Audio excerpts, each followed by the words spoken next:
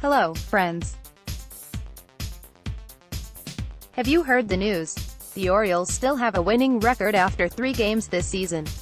After an almost unbelievable weekend of baseball, the O's, who won 47 games last season, came away with 2 wins on the road against the Yankees, who won 100 games last season. Baseball can still be fun sometimes. It's nice when it is. If you missed yesterday's rain-delayed 7-5 win in the Bronx, check out Stacey Folkemer's recap of the action, including John Means' first MLB win, and don't forget to register your vote in the Most Birdland Player poll. Last year, the Orioles were never above .500 again after winning on opening day.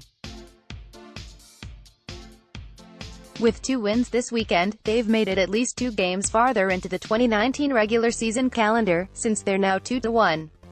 It's not quite good enough for first place, because the Rays have already played 4 games and they're 3-1, so the O's are half a game behind for the American League East lead.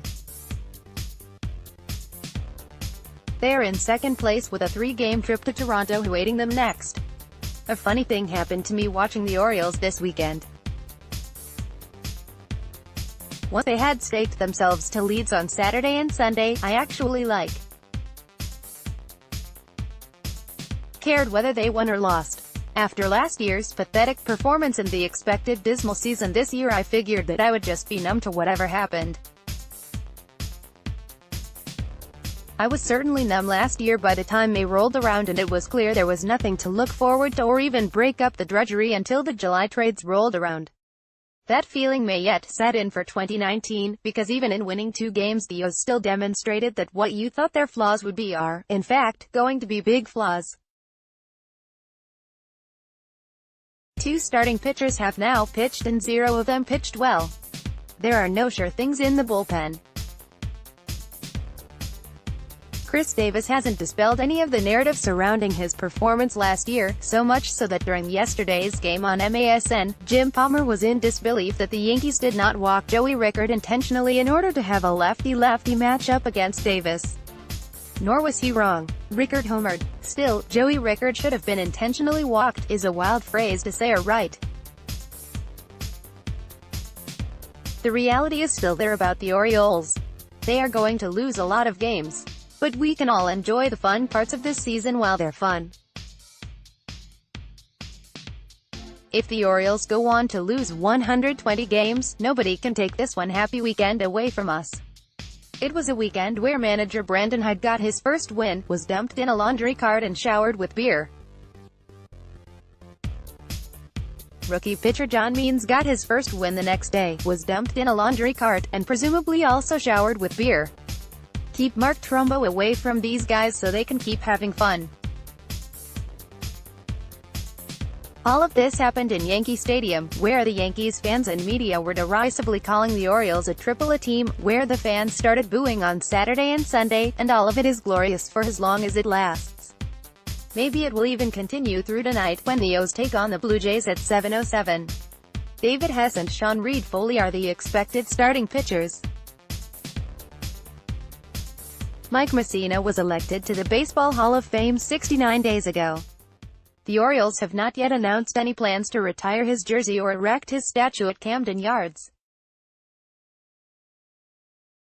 Around the blogosphere, Brandon Hyde will mix and match lineups and closers for Orioles, Baltimore baseball. Davis batted 7th 2 times, was pinch hit for in the 9th inning once, and didn't even play in one of the first 3 games.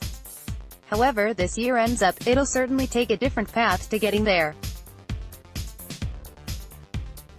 Orioles douse new manager after first win, cut 4, just look at these guys. I was serious about keeping Trumbo away from them. And here's some video of some post-game soaking from Sunday, too. Whatever happens this year, the Orioles absolutely flexed on the Yankees on the first weekend, and that's awesome. Mountcastle to get first base reps at AAA, Orioles.com. If the Orioles do start sinking this year, it's worth keeping in mind that the roster is probably going to change until things start working better. Dylan Bundy makes 2019 debut Sunday looking to rediscover pitcher he once was. Baltimore Sun. He did not discover the pitcher he once was, but the Orioles still won anyway. Birthdays and anniversaries. There are a pair of former Orioles with birthdays today. They are 2000 utility infielder Rich Amaral, and 1986-87 reliever Mike Kinnunen. If you remember either of those gentlemen, give yourself a cookie. Is today your birthday? Happy birthday to you. Your birthday buddies for today include anatomy studies pioneer William Harvey, 1578, early German leader Otto von Bismarck, 1815, composer Sergei Rachmaninoff, 1873, author Anne McCaffrey, 1926, and funnyman Taran Killam, 1982. On this day in history. In 1789, the United States House of Representatives achieved a quorum for the first time, choosing to elect Pennsylvania's Frederick Muhlenberg as its first speaker. In 1939, the Spanish Civil War ended with the surrender of the last Republican forces in the country, leading to 36 years of rule by Generalissimo Francisco Franco. In 1970, President Richard Nixon signed the Public Health Cigarette Smoking Act, which both banned cigarette advertising on television and radio and required Surgeon General's warnings on all tobacco products. In 1997, the comet Hale-Bopp achieved its perihelion. This comet ultimately set a record by being visible to the naked eye for more than 18 months. It's expected to return sometime in the vicinity of the year 4385. And that's the way it is in Birdland on April 1st, or at least, until something happens later when the Orioles play the Blue Jays. Have a safe Monday. Go O's!